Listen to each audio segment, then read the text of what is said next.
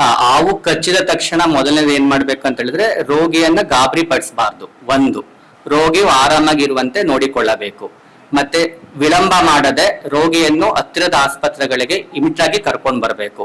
ಮತ್ತೆ ಕಚ್ಚಿರೋ ಜಾಗಕ್ಕೆ ಅರ್ಶನ ಹಚ್ಚುವಂತದ್ದು ಅಥವಾ ಬೇರೆ ಏನಾದ್ರೂ ಹಚ್ಚುವಂತದ್ದು, ಸಗಣಿ ಹಚ್ಚುವಂತದ್ದು ಅಂತದನ್ನ ಮಾಡಬಾರದು. ಮತ್ತೆ ಕಚ್ಚಿರೋ ಜಾಗವನ್ನ ಬ್ಲೇಡ್ ತಗೊಂಡು ಕೊಯ್ಯುವಂತದ್ದು ಅಥವಾ ಇದು ಮಾಡುವ ಹಾಗಿಲ್ಲ.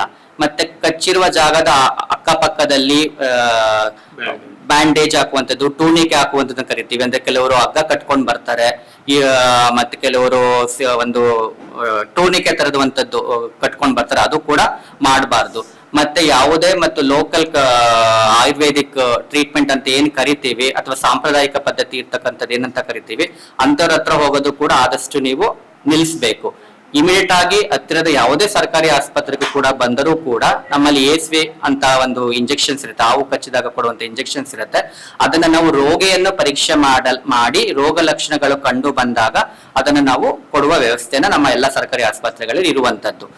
ಅದು ಈ ಒಂದು ವಿಷಯಗಳನ್ನ ಮಾಡುವ ಹಾಗಿಲ್ಲ. ಅದು ಆಕ್ಚುಲಿ ಹಾವು ಕಚ್ಚಿದಾಗ ಕೊಡುವಂತ ಇಂಜೆಕ್ಷನ್ ASV ಅನ್ನೋದನ್ನ ನಾವು ಎಲ್ಲಾ ಕಡೆಯೂ ಕೂಡ ಅಡ್ಮಿನಿಸ್ಟ್ರೇಷನ್ ಮಾಡೋದಕ್ಕೆ ಆಗೋದಿಲ್ಲ.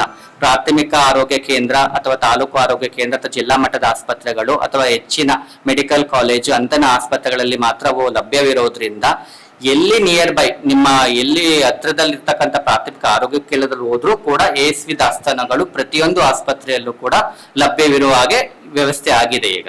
ಹೌದು, ಮತ್ತೆ ಡಿಲೇ ಮಾಡಬಾರ್ದು. ಎಷ್ಟು ಬೇಗ ನೀವು ರೋಗಿಯನ್ನು ಆಸ್ಪತ್ರೆಗೆ ಕರ್ಕೊಂಡು ಬರ್ತೀರೋ ಅಷ್ಟು ಒಳ್ಳೇದು.